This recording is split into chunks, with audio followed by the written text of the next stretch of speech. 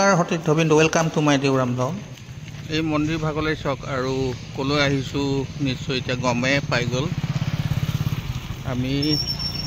মই অৱশ্যে আগতে আহিছোঁ আৰু আজি পৰিয়াল লৈ আহি গৈছোঁ। জোঁৱাইও আছে, নাতিটো আছে, মানুহজনীৰ সৈতে ইয়াত আহিছোঁ এই ভাগলৈ আৰু এই মহামৃত্যুঞ্জয় মন্দিৰলৈ আহিছোঁ। বাকীবোৰ দেখুৱাই গৈছোঁ অলপ অলপকৈ, সন্মুখৰ পৰিৱেশ অকণমান দেখুৱাই লৈছোঁ।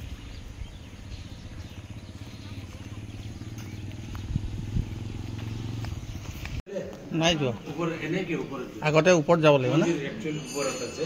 হয়, ওপৰত উৎসৰ্গা কৰি আহি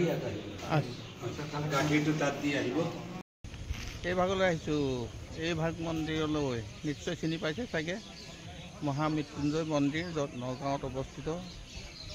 আৰু পুৱাই ইয়ালৈ আহিছোঁ, ভিতৰলৈ গৈ আছোঁ, আপোনালোকক দেখুৱাই যাম বাৰু। চাকি বন্তি এই ভাগতে জ্বলাবলৈ দিয়া হয়, ভিতৰত জ্বলাবলৈ দিয়া নহয়।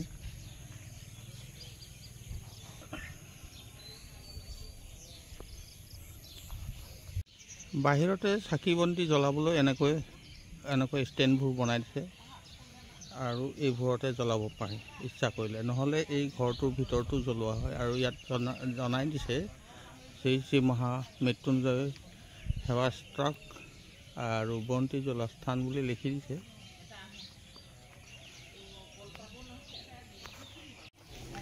প্ৰথমতে বাহিৰতে এই চাকি বন্তিবোৰ জ্বলাই লোৱা হ'ল, কিয়নো ভিতৰত চাকি বন্তি জ্বলোৱাৰ কোনো সুবিধা নাই।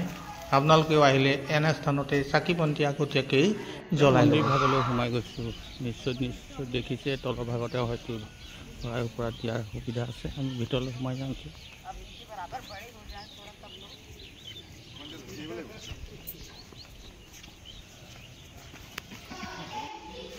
এতিয়া আচল মন্দিৰ ভাগলৈ আমি এনেকৈ ষ্টেপবোৰ উঠি গৈ আছোঁ আৰু আচল মন্দিৰ ভাগতে আমি পূজা অৰ্চনা কৰিবলৈ আৰু প্ৰসাদ আগবঢ়াই দিবলৈ গৈ আছোঁ।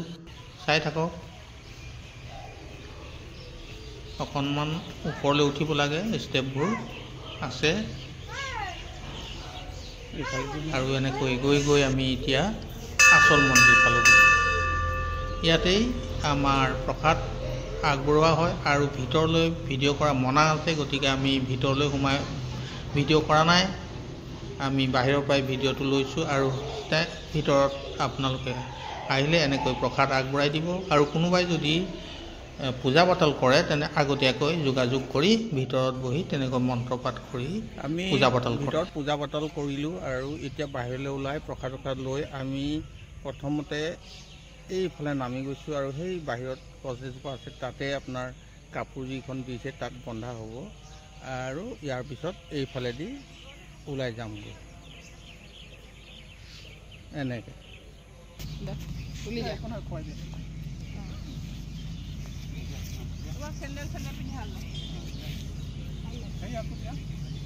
নাতিটোৱে ছাগলীক অলপ কল খোৱালে আৰু এতিয়া আগত যিবোৰ পুখুৰী আছে তাত কাছ দেখিবলৈ পাব। আপোনালোকে গ'লে ভালকৈ চাব। আমি দেখি পালোঁ কাৰণে আপোনালোককো দেখুৱাবলৈ যত্ন কৰিলোঁ। নিশ্চয় আপোনালোকে চাই কেনে পালে জনাব বুলি আশা ৰাখি মোৰ ভিডিঅ'টো ইমানতে সমাপ্ত কৰিলোঁ।